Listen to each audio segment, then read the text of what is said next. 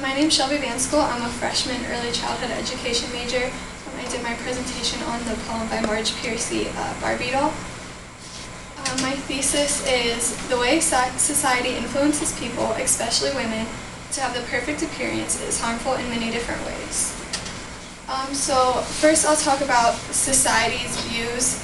Barbie was first created in 1959 by Ruth Handler. She actually created it for her daughter. She learned that her daughter was more into the adult Barbies instead of having like a child kind of Barbie. So she created this to please her daughter and named it after her daughter Barbara. It set standards for women to live up to, and it wasn't until more recently that people started bringing up controversy about the Barbie, which is why I have that picture up there. The left side is the real Barbie of what it looks like, and on the right side it's a different Barbie of what a natural person would look like, because it is physically not possible to look like a real Barbie. She's 6 feet tall and 100 pounds, which you would definitely be anorexic if you looked like that, and if you weren't, then you just wouldn't be able to physically put on body mass. And so it brings up questions of why would we want to look like her, and what's wrong with being ourselves. And there's a quote by Sasha Goldstein. "She, Barbie, is so skinny that the odds of finding even one of her incredible dimensions among a random group of women is generally 1 in thousands, even billions if you consider her waist, neck, or wrist size." In the poem Barbie Doll, Marge Piercy explains a mental illness that started around the time that a girl hit puberty. A little boy told her that her legs were fat and she had a big nose. And generally in society, this is when girls especially start to realize that they're not happy with their body, and especially when people like a boy that's their friend points out to them that they're not perfect like society would like them to be. And throughout the poem, it never gets better for her, and she is anorexic all her life. She exercises way too much, and it gets to the point where she dies from the anorexia. And it's not until she does die that people accept that she is beautiful.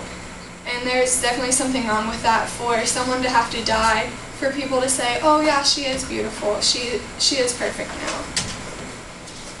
And there's a quote from the poem, "In the casket displayed on satin she lay, with the undertaker's cosmetics painted on, a turned-up putty nose, dressed in a pink and white nightie.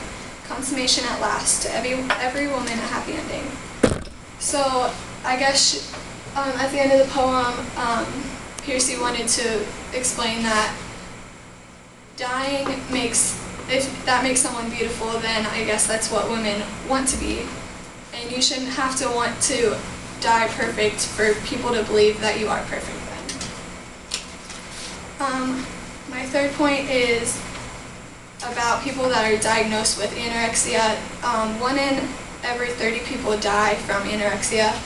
And if you overcome it, it takes around 6 years to fully get your mind in a set that you're okay with your body, because anorexia is not only physically damaging to your body, but it's a very mental illness too, because you can be 6 foot and 100 pounds like the real Barbie and still believe that you're fat. And it's a huge issue, especially with women, even though men can have anorexia too, you see it more in women.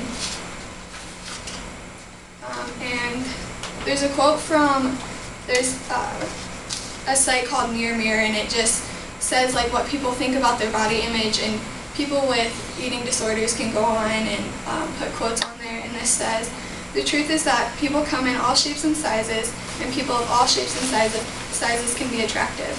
In fact, in past years, curvy women were considered more attractive than very thin women. That is no longer the case though today." And I love this quote because it does show that in the past it was great for women to be curvy, and then all of a sudden something changed where being real thin was what was the perfect body now. And eating disorders are a serious issue that come from the society telling people what the perfect body needs to look like.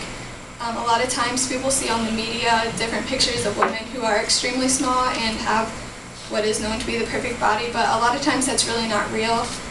It's usually edited and retouched from the media. And I believe that Americans need to recreate what is known as the perfect body, even if there isn't really one. People just need to accept who they are and, I guess, flaunt what they got, you know? There's no way to say it.